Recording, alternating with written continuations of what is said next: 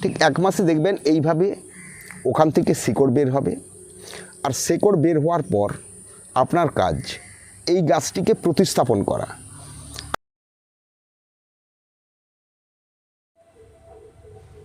গাছ লাগাবার নেশা প্রত্যেকটি মানুষের আছে, আপনারও আছে, তাই না? কিছু ফলের গাছ, কিছু ফুলের গাছ, কিছু প্রয়োজনীয় সবজি গাছ। তো এই ধরনের নেশা যদি আপনার থেকে থাকে, আর আপনি যদি চান যে কিছু গাছ আপনি সঠিকভাবে লাগাবেন এবং সঠিকভাবে তার পরিচর্যা করবেন, তবেই না সঠিক রেজাল্ট পাবেন, তাহলে তো অবশ্যই আপনাকে দেখতে হবে একটি চ্যানেল যেখানে আপনি পাবেন সব রকমের তথ্যমূলক ভিডিও, যা আপনার সারা জীবনে গাছ লাগানোর ইতিহাস গড়তে পারে। চ্যানেলটি হচ্ছে মডেল নার্সারি বালিচক, আর আমি প্রণব আপনার সঙ্গে। আপনি দেখছেন আজকের এপিসোড, কিভাবে একটি পাইনঅ্যাপেল গাছের চারা তৈরি করবেন এবং তাকে ক্যারেটে প্রতিস্থাপন করবেন, এবং কিভাবে সেখান থেকে আবার পাইনঅ্যাপেল তৈরি হবে, যা আপনি খাবেন এবং উপভোগ করবেন। বাজার থেকে এই ধরনের একটি দেশি খুব মিষ্টি আনারস বা পাইনঅ্যাপেল গাছ আপনি কিনতে পারেন, যা বাড়িতে খাওয়ার জন্য। আমরা প্রত্যেকেই আনারস কিনি বা পাইনঅ্যাপেল কিনি বাড়িতে খাওয়ার জন্য। তো আপনিও কিনে আনুন, কিনে আনার পর আপনি পাইনঅ্যাপেল খেয়ে নিন।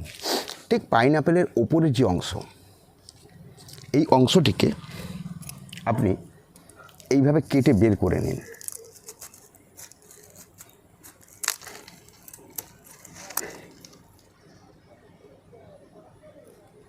এইভাবে কেটে দিন, কেটে বের করে নিন।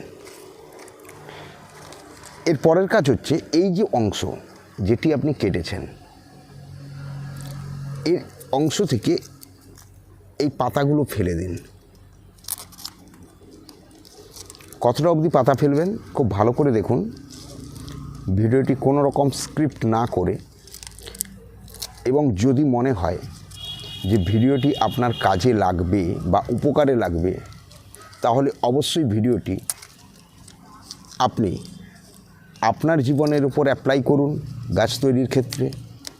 আদার্স আপনার পরিচিত আত্মীয় স্বজন, বন্ধুবান্ধব প্রত্যেককে আপনি ভিডিওটি শেয়ার করুন, যাতে আপনার মাধ্যমে তারাও এই উপকার পায় এবং এই পাইনঅ্যাপেল গাছ তৈরি করতে পারে, এবং ঘুরে পাইনঅ্যাপেল ফলন হবে এবং সেটি উপভোগ করতে পারে।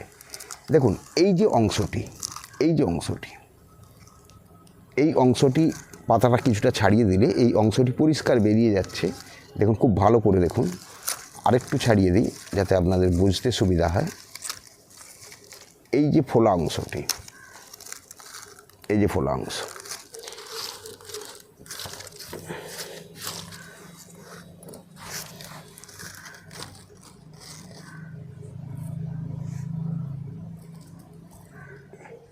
এরপর আপনার কাজ হচ্ছে এই ধরনের একটি কাঁচের গ্লাস নিন বা যে কোনো একটি পাত্র নিন যার মধ্যে জল থাকবে। এই পাত্রটিকে আপনি ভরে ফেলুন জল দিয়ে, অর্থাৎ যেটি পানীয় জল, আমরা যে জলটি খাওয়ার জন্য ব্যবহার করি, এই পাত্রটি ভরে ফেলুন এইভাবে জল দিয়ে। এরপর আপনার কাজ এইভাবে এঁকে জলের মধ্যে ফেলে রাখুন। কতদিন রাখবেন? 1 মাস। এবং এটি ছায়রা জায়গার মধ্যে রাখুন, ঠিক এইভাবে রেখে দিন জলের মধ্যে। ঠিক 1 মাস পর আপনি দেখবেন এই জায়গা থেকে প্রচুর শিকড় হয়েছে। যখন দেখবেন এই জায়গা থেকে ভালোভাবে শিকড় হয়েছে, তখন আপনি একটি এই ধরনের ফলের ক্যারেট নিন। এই ধরনের ফলের ক্যারেট নিয়ে আপনি ক্যারেটে মাটি ভর্তি করুন। কতটা পরিমাণ মাটি দেবেন? ক্যারেট ভর্তির জন্য প্রয়োজনীয় যতটা মাটি, যে পরিমাণ মাটিতে ক্যারেটটি ভর্তি হবে, ঠিক সেই পরিমাণের মাটি আপনি তৈরি করবেন। তার একটি পার্সেন্টেজ আমি আপনাদের বলে দিই যে কি মেশাবেন আপনি নেবেন কম করে 60 ভাগ একদম শুকনো গার্ডেন সয়েল বা বাগানের মাটি। এই শুকনো গার্ডেন সয়েল বা বাগানের মাটি 60 ভাগ নিলেন। এর সঙ্গে আপনি দেবেন 30 ভাগ রিভার সেন্ট বা ধাসবালি, আর তার সঙ্গে দেবেন 10 ভাগ জৈব সার, ভার্মি কম্পোস্ট বা কাউ ডাঙ্ক, যেটা গোবর খত বলি, এই ধরনের 10 ভাগ জৈব সার একসঙ্গে মিশিয়ে সুন্দর করে মাটিটিকে তৈরি করে আপনি ক্যারেটটি ভর্তি করবেন। ভর্তি করার পর এই যে গাছে আপনি 1 মাস আগে যেটিকে জলের মধ্যে ডুবিয়ে রেখেছিলেন এইভাবে, তাতে 1 মাস পর আপনি কি দেখবেন? 1 মাস পর আপনি দেখবেন ঠিক এই ছবি আপনার সামনে। অর্থাৎ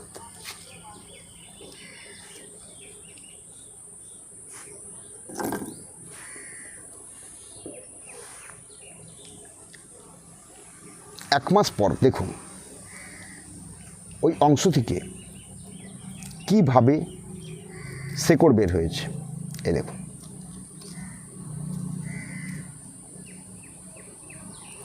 ঠিক 1 মাসে দেখবেন এইভাবে ওখান থেকে শিকড় বের হবে। আর শিকড় বের হওয়ার পর আপনার কাজ এই গাছটিকে প্রতিস্থাপন করা। আপনার ক্যারেটে মাটি তৈরি করা আছে, আপনি এই গাছটি ওই ক্যারেটের মধ্যে প্রতিস্থাপন করবেন। এবং এই গাছটি ক্যারেটে প্রতিস্থাপন করার ঠিক 18 মাস পর আপনি যে গাছটি প্রতিস্থাপন করেছিলেন সেই গাছটি বড় হবে এবং এই ধরনের আনারস হবে, যা আপনি আপনার ফ্যামিলির সবাই মিলে বাড়ির ফল খান এবং উপভোগ করুন।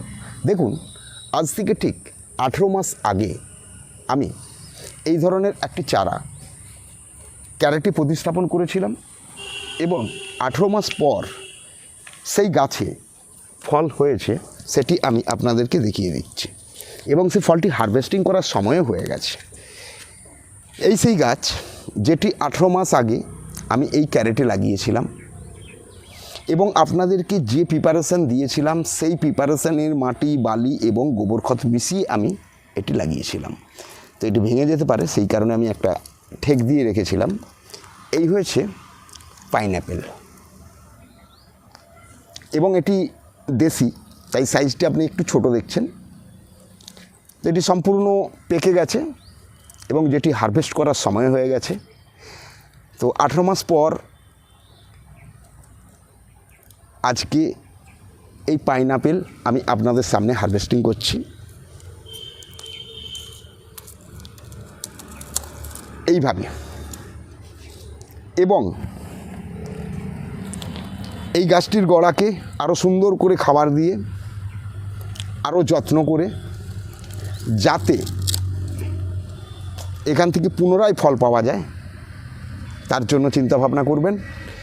গাছ এতেই থাকবে, সুন্দর করে আবার খাবার দেবেন, খুঁটিয়ে দেবেন সাইডগুলো। আমি সবসময় এরকম খুঁটিয়ে রাখি, মাটিগুলো ভীষণ ঝুরঝুরে থাকে, যাতে নিচু থেকে আবার গাছ বেরোতেও সুবিধা হয়, নিচু থেকেও গাছ বেরো হবে এবং এই গাছে পুনরায় ফল হবে।